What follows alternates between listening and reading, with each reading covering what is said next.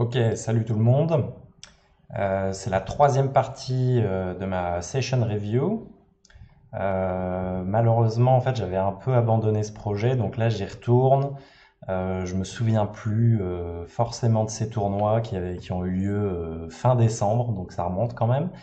Et, euh, et je me souviens pas exactement de ce que j'ai dit dans mes précédentes vidéos, donc voilà, mes reads ne sont pas à jour, on va dire, mais je vais quand même prendre cette vidéo telle qu'elle est, puisqu'il reste à peu près 45 minutes, donc je pense que c'est bien de juste boucler ça. Et vous allez voir comment je finis chacun de ces deux deep runs. Et je pense qu'il y a encore quelques mains intéressantes de mémoire. Donc j'espère qu'il y aura de l'intérêt à cette vidéo. Voilà. Donc je lance et je vais commenter en direct comme les deux précédents épisodes de cette session review.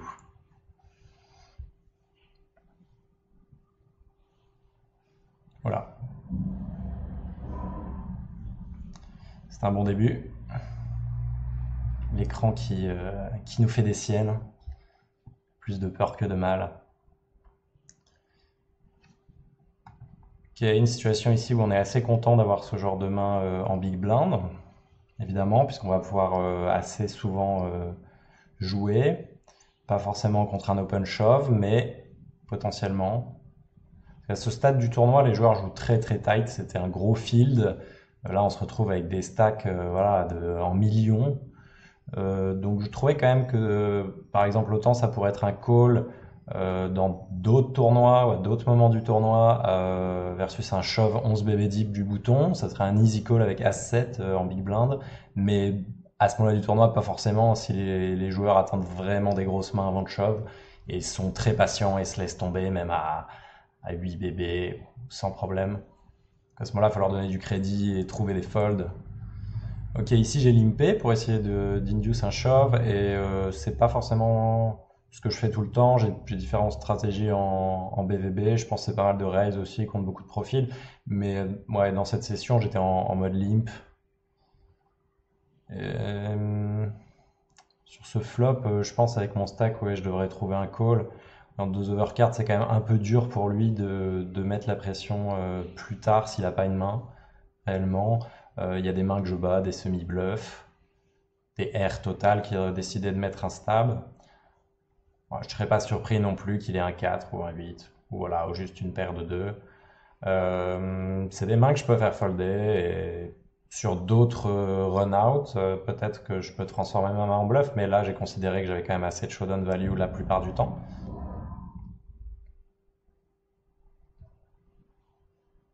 Évidemment, quand on voit sa main, on a envie de rejouer la situation et de raise, ne pas lui laisser réaliser son équité gratuitement avec Any2.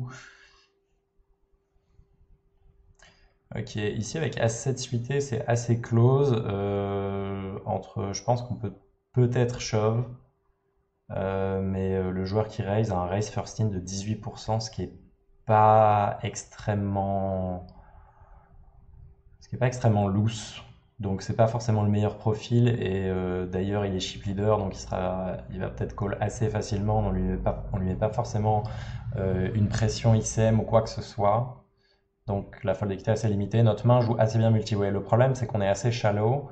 On n'a pas un énorme stack et du coup, on a une main qui a des implied, mais il ne faut pas les surestimer quand on a un si short stack parce que ce qui va plutôt déterminer si on continue à jouer, c'est vraiment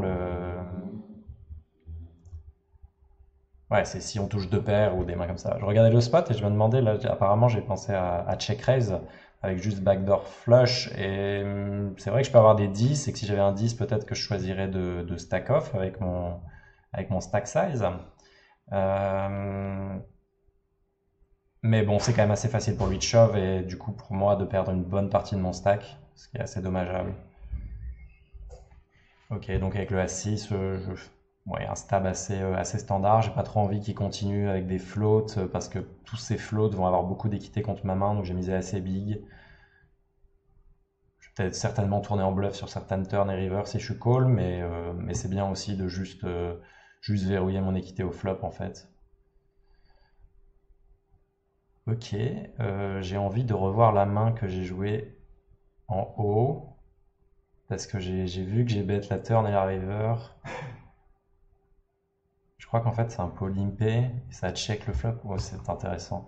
C'est vraiment très intéressant. Reprenons.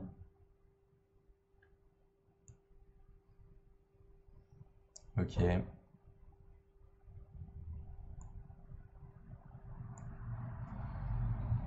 Donc c'est bien un pot limpé. Je pense que c'est pas mal parce que de toute façon, si je raise, je vais généralement vouloir fold. Donc si je raise, limite autant shove pour réaliser l'équité de ma main et peut-être augmenter ma fold équité aussi. Mais c'est pas génial pour moi de mettre 1,6 million avec ma main et de fold, donc je préfère limp et fold. Et voilà, je pense que je vais pouvoir jouer post-flop profitablement contre des joueurs qui sont certainement très très faibles et très honnêtes, très scared money à ce stade du tournoi. Ok, donc ici, je décide de check back, voir si mon équité backdoor se réalise, ce qui est le cas, et ce qui est assez intéressant parce que à ce stade, je peux clairement représenter un valet. Il y a beaucoup de valets que je pourrais choisir de limper, tous les Broadway qui contiennent un valet. C'est pas non plus impossible que j'ai un slow play et une main nutsée comme As-Valet ou même un gros As. Mais voilà, en tout cas, je peux représenter un valet et ils n'ont pas montré d'intérêt pour le pot, ni pré-flop, ni au flop, ni à la turn. Donc, a priori, là, c'est quand même. Je vais faire un bet certainement pas très gros. Ah non, ouh là, d'accord. Je croyais que j'allais bet la turn, en fait, j'ai check la turn. C'est intéressant. Euh, Ok, donc je décide juste de bet la river parce que ça paraît certainement crédible que je puisse quand même représenter quelque chose à leurs yeux.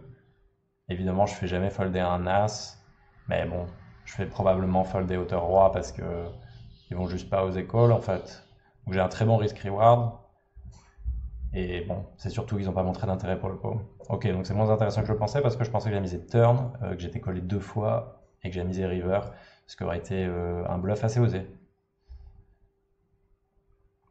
Mais là, juste le bet river, ça me paraît très bien. Donc j'ai juste pris mon équité gratuitement in position, ce qui est pas mal aussi. Si je pense que si jamais je bet, leur choix, ça va plutôt être entre fold et shove. Du coup, s'ils shove, je suis obligé de folder mon flush draw, ce qui est assez dommage. Enfin, j'abandonne mon équité. Alors que là, quand en check en back, je prends mon équité gratuitement, ce qui est l'avantage d'être en position. Et finalement, je trouve quand même le spot de bluff river. Ok, donc ici, ok, très bien. Ouh, ok, c'est pas mal. Donc là, on est dans une situation, on n'a pas tellement de mains sur notre adversaire, mais sur 12 occurrences, il a un 3 bet assez élevé, donc ça veut dire qu'il a montré des 3 bêtes. Ça veut absolument pas dire qu'il était light ou pas. Mais en tout cas, j'ai considéré ici, j'open avec une paire. Il a un stack size où il peut vraiment mettre une grosse pression ICM et trouver un spot de bluff, donc de 3 bêtes bluff. Donc je pense qu'avec une paire, je vais avoir un shove assez automatique dès que j'ai une pocket pair et évidemment des premiums. Mais et j'attendrai, étant donné que j'ai pas de read, ça va être mon play par défaut en fait, parce que je considère qu'il y a suffisamment de joueurs qui vont trouver un 3 bet bluff en big blind dans ce spot. Et que même si ils sont en 3 bet value, finalement je suis en flip contre une bonne partie de leur range. Donc si on ajoute une fold d'équité, même contre leur range de value, c'est-à-dire qu'il y a des joueurs qui vont 3 bet, par exemple As-Valet potentiellement fold, ou Roi-Dame et fold. Mais c'est pas tellement de joueurs à notre époque, mais ok. Donc je suis assez ok avec le shove, même si ouais, je me souviens, je pense, de cette main, et c'est pas surprenant qu'il ait une grosse main en fait.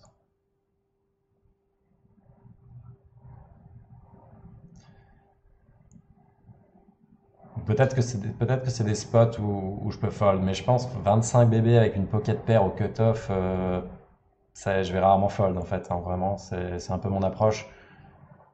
Donc,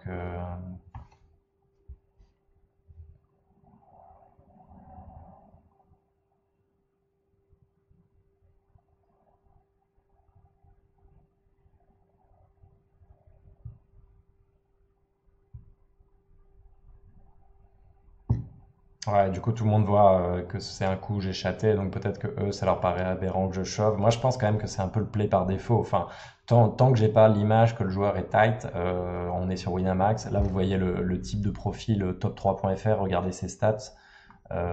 Ok, c'est aussi sur 20 mains, mais je pense que voilà, c'est un joueur beaucoup plus agressif. Il y a beaucoup de joueurs agressifs sur Winamax et qui vont prendre des spots, il me semble. Et de toute façon, de manière générale, c'est juste comment les stacks fonctionnent et les fréquences des joueurs. C'est vrai qu'en big blind, il n'y a pas forcément la même fréquence de 3 bêtes que dans d'autres positions, parce que les joueurs peuvent juste flat. Et du coup, ils vont flat certaines mains qu'ils auraient tendance à ne pas flat en small blind, par exemple. Donc il y a toujours ça à prendre en compte, mais je considère quand même que voilà, en fermant l'action en big blind, en TF, il y a des joueurs qui trouvent des spots de bluff avec un as, euh, des mains comme ça. Voilà, Fifi Open 3x BVB à ce stade du tournoi, c'est assez bizarre parce que tout le monde joue ultra tight et on est ultra short stack dans le 5 euros ici.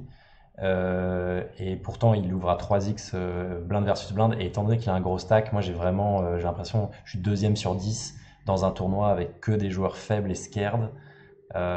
Donc en fait, j'ai vraiment pas envie de bust mon stack, quoi. Je pense que mon stack a énormément de value, même si j'arrive top 5 en TF, c'est très bien. Enfin, étant donné qu'il y a des stacks à 5 millions, même à 10 millions, le fait, si j'arrive à garder plus de 18 millions pour arriver en TF, je pense que ça sera ça, c'est bien en termes d'options, quoi. Donc quand il open 3x, j'ai envie de défendre, j'ai envie de faire quelque chose, mais finalement, je vais un peu juste lui donner ma blinde la plupart du temps et espérer recevoir une main et le trap, quoi. Mais ouais, ici, paire de 2, je fais rien. Si je veux faire quelque chose, il faut shove. Et je pensais pas qu'il allait open tight, qu'il allait open loose ou pas suffisamment. Et mon image est assez mauvaise en plus. Ok, ici je trouve un spot d'open. On a une big blind qui est assez, qui défend pas mal. Donc c'est aussi pour ça que je min raise pas, parce que si je min raise, je pense qu'il va call plus souvent. Mais là, avec son stack size, c'est vraiment dur pour lui de call, donc il est obligé de shove ou fold. Et le fait que j'ai un bloqueur roi, c'est pas mal par rapport à ça. Moins bien qu'un bloqueur as certainement, mais c'est quand même pas mal.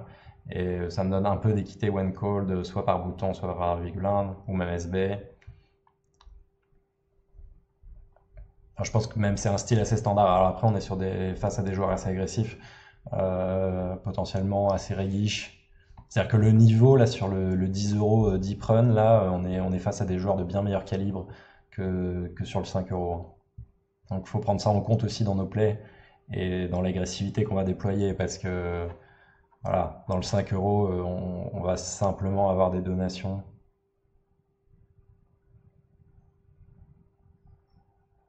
D'une manière ou d'une autre, ou alors juste des joueurs un peu trop tight dans des spots où ils devraient agresser.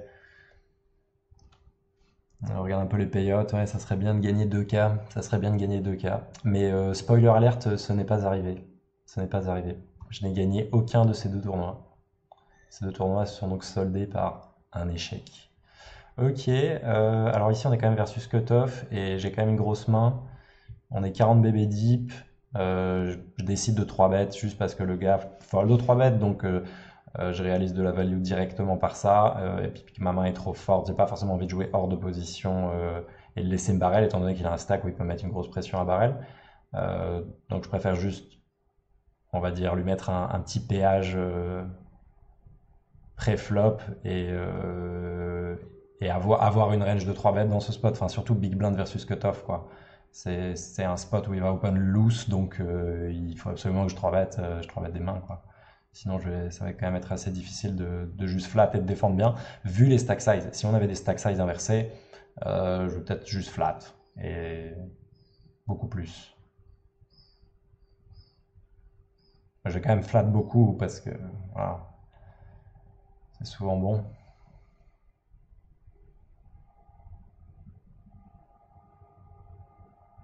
Donc avec le 10-3, bon, j'ai juste pas trop bataillé comme vous le voyez. On est en mode NIT, mais c'est aussi de la stratégie, c'est aussi gestion de notre stack. Comment est-ce qu'on veut accumuler des jetons? Ça sera plus sur les stacks à notre gauche qui se laissent mourir que vers ce gars à notre droite qui a l'air de vouloir batailler. Bien qu'on pourrait peut-être lui foutre un bon 3 bêtes ou quoi, mais le problème c'est qu'on risque un tiers de notre stack très facilement et on n'en a pas forcément envie. Bon, je crois qu'on va se retrouver en TF au-dessus. Ok, ici avec le roi dame, je delay bet très small, donc en fait là j'ai clairement sous-représenté ma main. Je pense que c'est pas inintéressant contre un stack qui peut facilement bluff. Enfin, il a les jetons pour trouver un bluff en fait. facilement, sans que ça menace son chip lead. Donc c'est pas mal de sous-représenter des mains parfois. Bien que j'avais clairement de la value à bet au flop, mais voilà, c'est aussi une stratégie que je vais essayer de développer. C'est-à-dire que si le gars il me croit, en fait, euh, avec des small sizing, c'est extrêmement positif pour moi parce que je vais pouvoir voler des coups sans risquer grand-chose contre lui, alors que justement l'impression il sait. Et là, j'ai sorti la TF du high roller puisque j'ai mon pote Arwiz qui est chip leader du high roller. Donc on parle d'un autre tournoi là, hein. Plus prestigieux.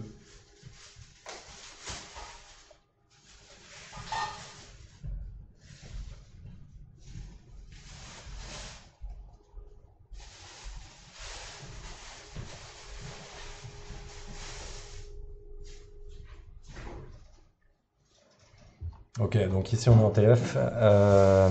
On est troisième sur 9, ce qui est vraiment bien. Donc voilà, ici je vais même pas défendre contre notre adversaire agressif, bien qu'il ait min raise et que dans l'absolu j'ai envie de défendre. Mais au final, on a juste 23 bébés, donc le coup va souvent se décider au flop. Euh, Désolé pour si vous entendez du son.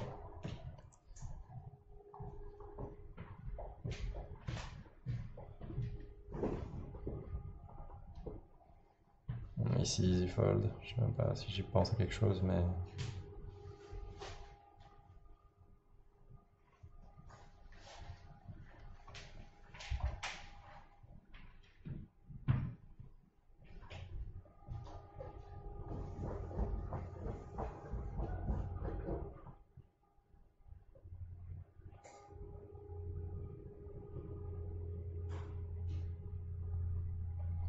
Open shove 15 BB à peu près de top 3 FR. Je décide de ne pas call avec paire de 4. Je pense que c'est légèrement profitable, mais assez risqué, avec deux joueurs à parler derrière aussi. Euh, c'est pas un gamble obligatoire à prendre, mais c'est pas forcément un mauvais gamble à prendre. Après, ça dépend aussi de ce qu'on pense qu'il shove et à quel point il shove wide. C'est-à-dire que bien qu'il soit short stack, ça veut pas dire qu'il shove wide du TG. Il y a des joueurs qui vont vraiment être patients à ce stade du tournoi, donc faut essayer de pas trop faire d'erreurs. En l'occurrence, il était light. Donc quand on voit qu'il shove des mains comme ça, c'est très profitable de call, même paire de 4. Et ni paire en fait. Donc là, avec paire de 7, évidemment, c'est bien. C'est un easy call pour lui. Même s'il y a pas mal de joueurs à parler derrière, mais. Ok, donc je fais un open assez standard. On a tous des stacks un peu plus gros, donc ce sizing devient assez adapté. Ils peuvent pas juste 3 bet shove. Et ils peuvent pas non plus flat si facilement parce que je open un peu plus gros. Ouais, cet adversaire aime bien min raise en BBB. Je devrais défendre cette main. 17, je devrais absolument défendre, c'est un assez mauvais fold. D'ailleurs, vu la cote de pot qu'il me donne, le fait que j'ai la position, on a des stacks équivalents, donc je peux lui mettre la pression en position, il faut absolument que je défende cette main. Mais après, c'est bien aussi de conserver mon stack. Là, je suis troisième sur 4 avec le quatrième qui est quand même derrière. Donc voilà, il y a un aspect de conservation des jetons et à partir de l'image tight qu'on se développe aussi de prendre des spots de bluff parfois. Ça peut être assez intéressant. C'est-à-dire que s'il voit que je fold facilement ma big blind, finalement, il se rend compte que ça veut dire que j'ai une certaine patience, que je vais jouer mes cartes. Et dans d'autres spots, du coup, si je raise, si je 3 bet, enfin peu importe, je vais avoir naturellement plus de crédit. Donc, euh, donc je suis OK avec ça aussi. Il faut pas... Enfin, si on se met à défendre tous les spots, déjà on va souvent saigner des jetons, on va souvent perdre des jetons. Enfin, en tout cas, on inclut plus de variance dans notre stack. Et du coup, ouais, il y a un peu plus de chances qu'on perde du crédit et qu'on puisse pas bluffer plus tard juste parce que les gens ils nous voient trop impliqués.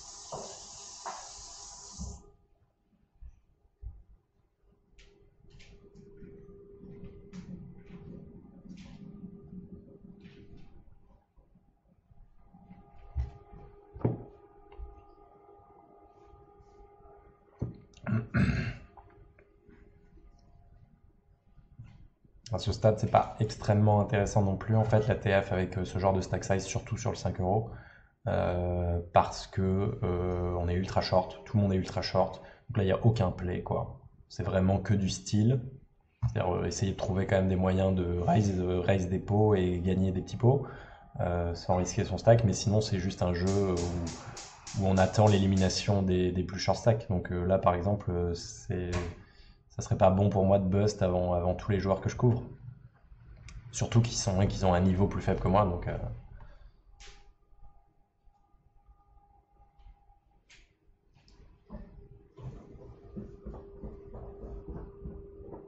je regarde pas du tout la roller, donc je ne commenterai pas ce tournoi.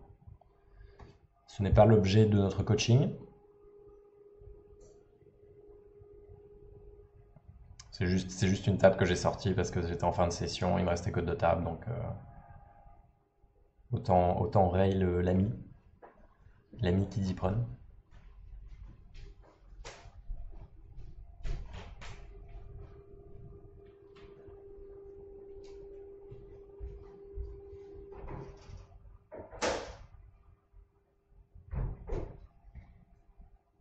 Ok, ici je décide de style avec 10 et 6, donc c'est purement une histoire de momentum. D'ailleurs, je pense que mon spot au cutoff est assez bon parce que Stan ici, et le chiffre 13, c'est son VPIP Big Blind, donc c'est le joueur le plus tight en Big Blind à la table, donc je préfère attaquer sa Big Blind plutôt que d'autres. Alors attendez, je vais mettre en pause parce que le coup là est assez fantasque, enfin assez moche, on va dire. Donc bon, en tout cas voilà, ici c'est pas tellement la force de ma main, mais j'ai considéré que j'avais passé assez de spots précédemment. J'ai même, comme vous l'avez vu, couché ma big blind avec 10 et 7, mais du coup je vais prendre ce spot à ce moment-là, enfin juste parce que je pense que mon crédit est suffisant.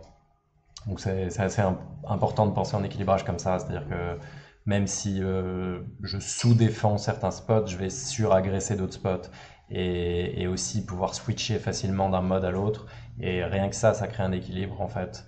Et en tout cas, ça nous rend très, très difficile à lire parce que les joueurs ne savent pas quand est-ce qu'on change de vitesse et pourquoi on changerait de vitesse aussi, ils ne savent pas. Donc c'est une manière assez intéressante de s'équilibrer selon moi. En tout cas, ici, Perdas, on est assez content puisque notre adversaire ici est ouvert à 3 millions. Donc potentiellement, il a plus envie de stack off que s'il avait min raise. Et ici, small blind shove. Donc a priori, bah, on va fold. Ça se résume à ça. Donc c'est chauvé, c'est collé. C'est collé. Dame, roi, valet. Toutes les cartes sont tombées sauf celle qui nous aurait permis de gagner un énorme stack. Nous avons donc gagné 338 euros pour notre performance, qui est quand même pas mal. Mais un coup un peu UL, comme on dit, mais bon, on a bien chaté pour arriver là, donc GG.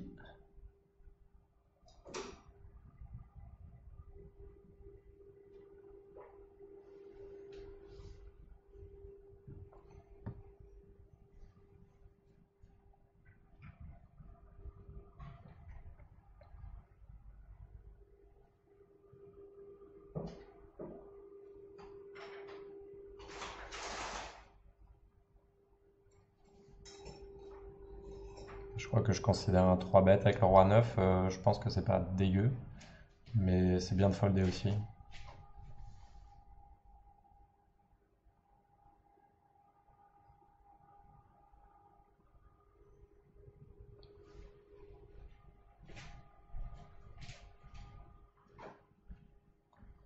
King,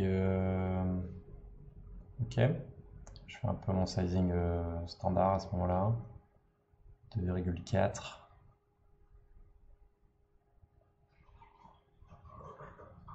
Dame 8 suité, c'est vraiment, vraiment un open standard. C'est une main que je considère assez forte dans ses positions et ses stack size vraiment. Ok, ici je décide de miser assez big. En fait, je pars dans le projet déjà de ne pas caper ma range et du coup d'avoir des implied assez intéressants contre une main qui serait un as, mais aussi de value bet directement contre ces draws qui vont quand même me call au flop.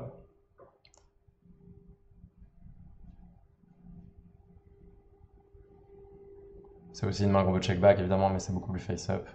Et je pense qu'il y a des bonnes choses qui peuvent se passer si je bet big sur certains run-out. Il y a vraiment des bonnes choses qui peuvent se passer pour moi.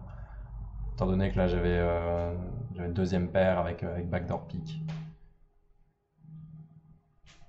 Je pense que tous mes outs vont être vachement clean.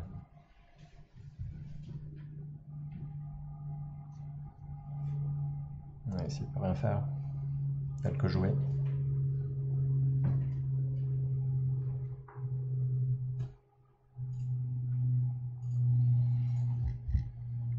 En tout cas, un truc que j'observe dans les. Qu'est-ce que je vais faire ici avec le S5? C'est un assez bon spot, je pense, de squeeze. C'est un assez bon spot de call aussi, parce que notre main joue très bien multi-way. Donc si on se retrouve 4-way, c'est assez bien. Et c'est pas comme si notre main allait jouer affreusement 3-way, même en étant hors de position. Pardon.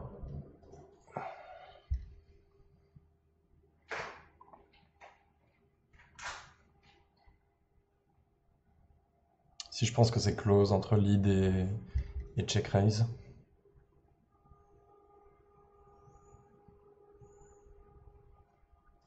Je pense en fait tirer un peu plus de value par un check raise. Voilà, je m'attends à des bets, des delay bets. Enfin déjà tous les flush draws vont avoir une incitation à bet. Les as qui auraient checké le flop vont quand même avoir une incitation à bet, même s'ils prévoient de bet fold. C'est pour ça que je fais quand même un petit check raise. Je pense que c'est un spot que j'aurais reconnu aussi comme un bon spot de check raise et donc j'aurais pu utiliser voilà, un petit sizing comme ça et ça fonctionne.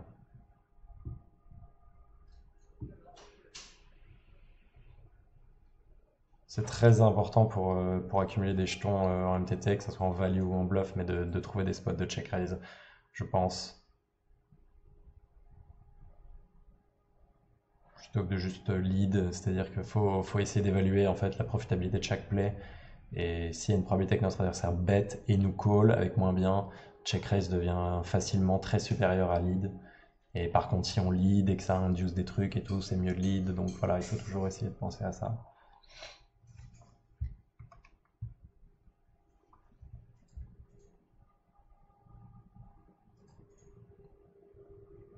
Je reste très tight. C'est une main que je pourrais défendre. Je pourrais défendre même beaucoup de mains en big blind comme ça. Mais déjà, j'ai pas l'impression que mes adversaires soient extrêmement loose dans leur style.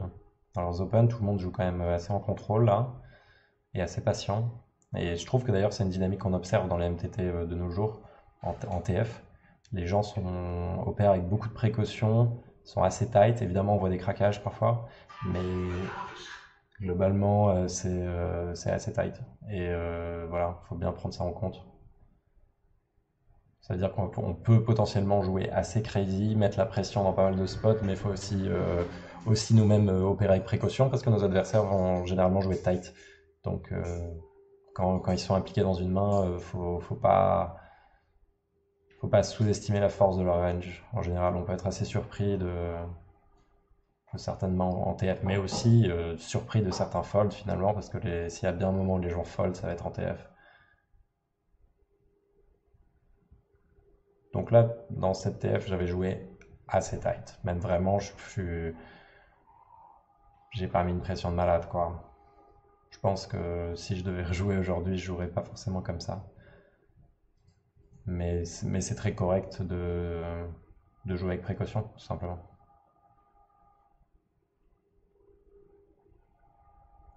Ici, je pense bon spot de 3 bêtes, on a un adversaire qui fold beaucoup, on a une bonne main aussi. Ça me dérange pas s'il me call ou s'il fold. Si 4 bêtes, on a vraiment une décision. Il faudrait vraiment que je sois convaincu qu'il puisse 4 bêtes bluff, ce que je pense pas souvent. Si 4 bêtes shove, généralement on va juste fold. Et on se fait cold 4 bet par Big Blind, ce qui est assez affreux en ICM là. Et donc je décide juste de fold. Je pense que j'ai clairement des value end que je vais pouvoir shove. Ça, par exemple, si j'ai paire de 9 dans ce spot, je vais probablement shove. As-roi, évidemment. Donc, je m'inquiète pas trop d'être exploitable. Parce qu'il m'a pas montré qu'il allait forcément faire ce type de play et m'exploiter. Donc, j'ai toutes les raisons de le croire, en fait. Faut pas trop se level et stack off. Enfin, ça serait assez désastreux de buster notre stack alors on est troisième, proche en stack du deuxième et que le quatrième est vraiment derrière. Donc, mais si je décide de fold et je suis moi-même, je trouve ça très weak. Donc j'ai du mal à cliquer sur le bouton, mais bon, voilà. Comme je l'ai dit, enfin pour moi, la stratégie en MTT et en late game particulièrement, c'est quand même, faut être très très conscient des stacks. Très très conscient des stacks et de ce qu'on investit dans chaque situation. Et je suis pas incapable de faire des crazy plays en TF, mais je suis aussi capable d'éviter des spots qui vont nous faire perdre des jetons souvent et gérer avec intelligence les spots dans lesquels j'ai envie de rentrer en fait. Je trouve que ça c'est important.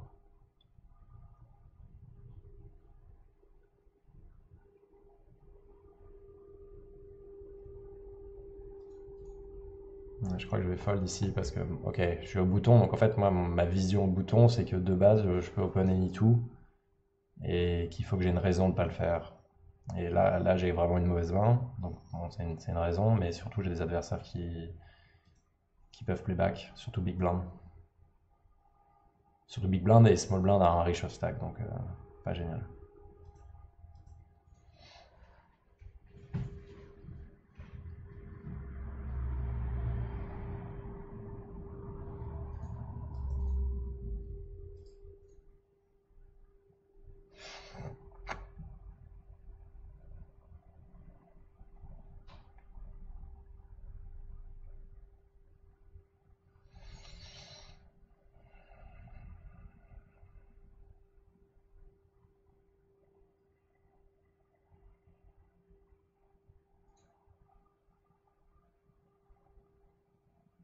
Standard open.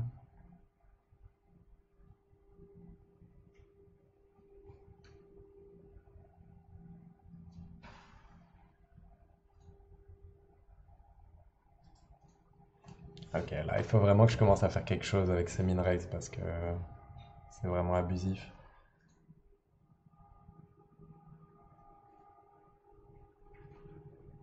Je conseille pas de jouer comme ça, donc je trouve que c'est pas optimal comment j'ai joué. Je sais pas trop ce qui m'a poussé à faire ça in-game.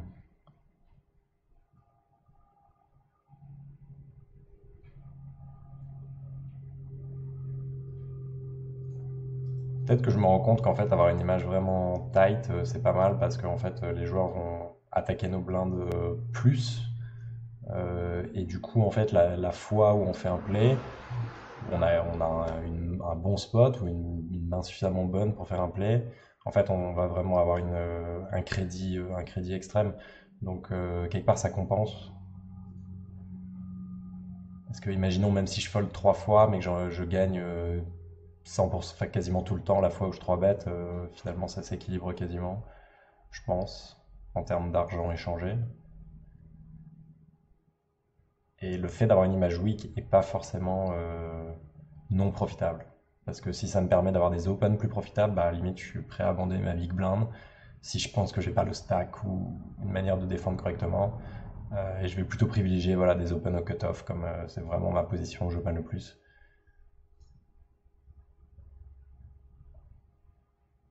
Mais reste que quand je vois cette vidéo, je me dis ok, donc là aussi j'ai 3 bet big, finalement un peu la même situation que tout à l'heure, de manière mergée. Je pense que j'ai de la value à bet big. Je sais que ça paraît un peu contre-intuitif et que c'est aussi une bonne main à check back. Après, manifestement, ce jour-là, j'étais dans une manière de jouer où j'allais 6 bêtes merger et à haute fréquence, ce qui est une stratégie qu'on voit assez souvent en MTT quand même. C'est-à-dire des joueurs qui vont 6 bêtes même quand ils ont middle pair. même quand ils ont troisième paire. Déjà parce qu'il y a de la value, et ensuite parce ils veulent maintenir une range non capée et strong.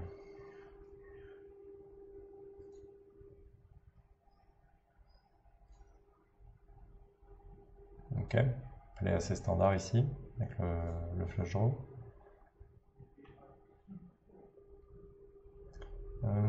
Ici on a 30 bébés, j'ai une main qui se flatte assez bien. J'ai aussi une main qui se 3 bet assez bien small pour value. Notre main va se jouer très bien s'il flat. C'est bien aussi de juste restyle pré-flop, mais on a aussi une main qui a pas mal de potentiel. Sur ce board, je décide de check back parce que je pense que déjà j'ai hauteur roi, donc j'ai de la showdown value. En plus, il y a l'as, enfin, j'ai backdoor pick, donc il y a du mérite à réaliser mon équité turn. Et je pense que c'est aussi un spot où les gens sont assez honnêtes en fait, donc je peux limite dealer 6 bêtes et ça marche assez souvent. Là par exemple, je pense, enfin, c'est vraiment très facile pour lui d'avoir un as. Donc, étant donné que ma range contient pas mal d'as que je peux check back au flop, c'est-à-dire clairement certains, je vais check back des as si j'en ai, c'est sûr, et je vais check back toutes les grosses paires que j'aurai 3 bêtes et qui ne sont pas des as. Donc en fait là, hauteur roi, ça ne devient pas forcément mon meilleur bluff catcher si je pense que sa range elle est suffisamment forte. Ce que je pense, c'est-à-dire que là il mettait un quart de son stack à la turn et justement étant donné qu'il m'avait plutôt weak, je pense pas il va bet rapidement la turn comme ça contre un profil comme moi. Il va plutôt se dire ah il a une main, c'est pas forcément un bon spot de bluff. Enfin je pense. Ok, donc ici je décide de check raise parce que c'est un board qui est très souvent si bête. Euh, j'ai de l'équité, étant donné que j'ai une paire. Et c'est également, bah voilà, en fait, je touche deux paires à la turn, donc c'est vraiment le play de génie. Non, non, mais c'est aussi parce que ma main, en fait, bien que ça puisse paraître un check call assez évident sur le flop, là, quasiment toutes les turns vont être très difficiles à jouer.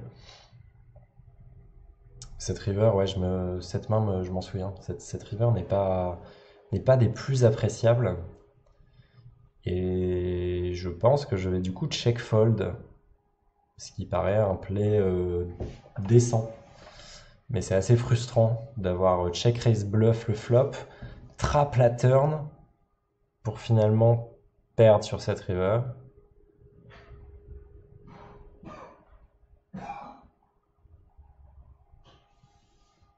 C'est insane.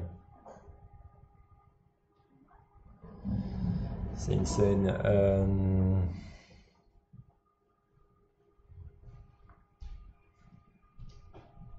Je sais pas trop si je devrais call.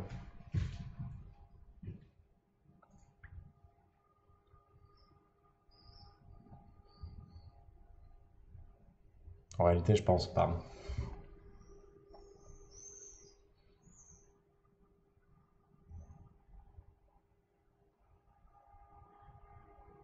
Le problème, c'est que c'est là, il a clairement le stack pour mettre un bet, quoi. C'est-à-dire, il a juste bet half pot river. Ça me met une pression énorme, puisque c'est un quart de mon stack. Donc, très difficile pour moi de call. Mais pour lui, ça change vraiment rien. Il reste chip leader, quoi qu'il arrive. Donc, c'est un bet qui peut faire un bluff très souvent. C'est très difficile, mais c'est aussi assez difficile pour lui d'avoir un bluff dans ce spot, parce qu'il faudrait qu'il met float au flop. Et par contre, c'est assez facile pour lui de value bet in. Donc, si jamais je m'attends à ce qu'il puisse value bet une paire inférieure au roi aussi, avec ce sizing et fold sur un shove potentiellement. Donc ici, j'ai juste limpé avec As-7 suit. Ça me paraît fine. Je fold le flop. Je pense que je joue vraiment weak sur cette TF. J'aime pas trop. J'aurais bien aimé trouver un peu plus de spots d'agression et un peu plus de spots de folie qui est plus mon style habituel, pour être honnête. Là, j'ai joué vraiment en contrôle, vraiment patient. C'est pas tous les jours comme ça dépend.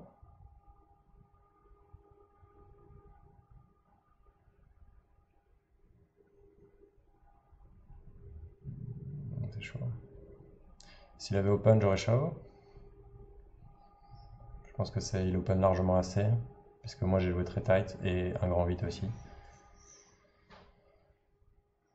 Ok, ici je décide de shove parce que c'est assez important pour moi de gagner les 100 000 au milieu. Non, moi je vais pas shove finalement. Si, je vais shove. Je pense que c'est pas mal de passer à 870 000 pour juste bien créer une différence de stack avec un grand 8. Donc prendre les jetons au milieu est assez important. Et par ailleurs, j'ai pas une main avec laquelle je suis très content d'open, même si ça peut induce, et de call un shove. Donc, et je suis pas non plus au bout du monde avec mon stack si je me fais flat par big blind. Donc j'aime bien shove.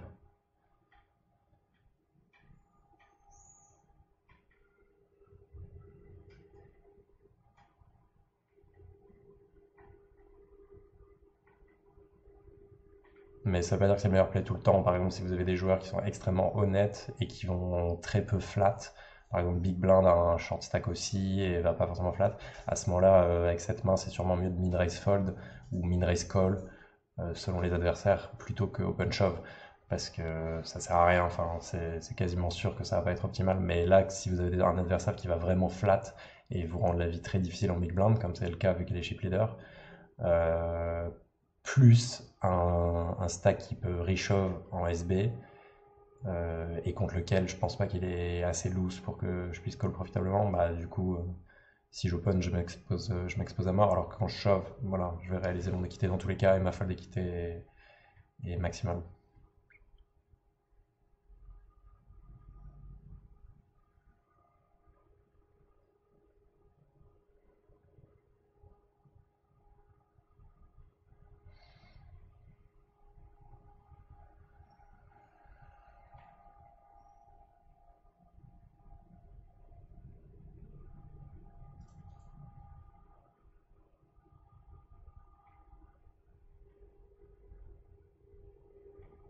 Ouais, fold assez standard pour 4 bêtes ce spot avec juste As-2. Faudrait vraiment des reads très forts sur la situation.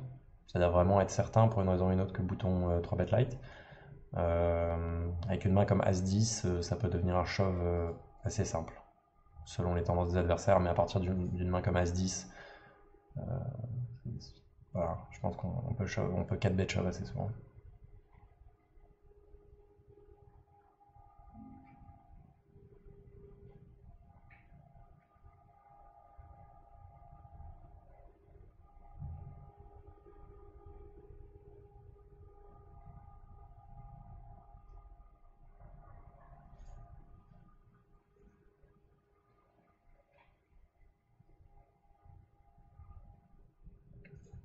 Ici j'ai envie de fold, hein.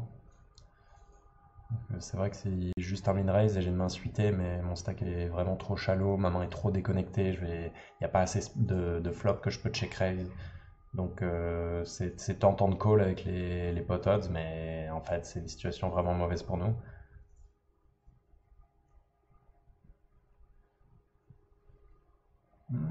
Ouais, c'est un spot ok pour shove, je pense. Il y a un tiers de nos stacks au milieu, on a un as, on est face à un adversaire qui open un peu trop, ouais, ça passe. Et c'est très bien, ça nous fait passer à 1 million. Ok, donc ici je raise un peu plus small, je pense que c'est un raise plutôt induce. A priori, je vais avoir du mal à fold, sauf ici. Ouh, et As-Roi qui avait tous les outs du monde, finit par brick. Ah, c'est pas génial tout ça parce que ça me met quatrième en stack. Donc on était dans une meilleure situation avant, on aurait préféré que un grand 8 bust.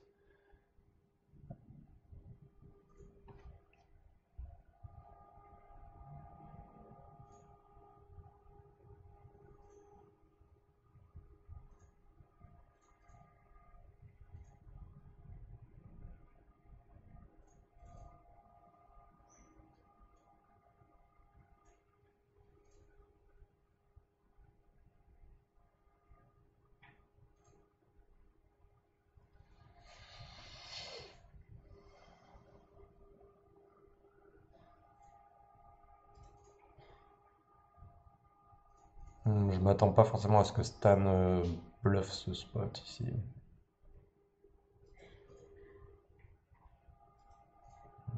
46 fait raise, donc on va bien voir.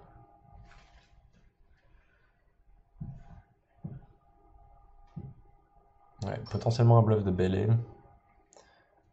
En tout cas, c'est un spot où c'est sûrement très difficile pour Stan de défendre contre le Raise River. Ce qui n'empêche pas qu'il puisse très bien avoir une main en fait. Je suis pas en train de dire qu'il était forcément en bluff, mais,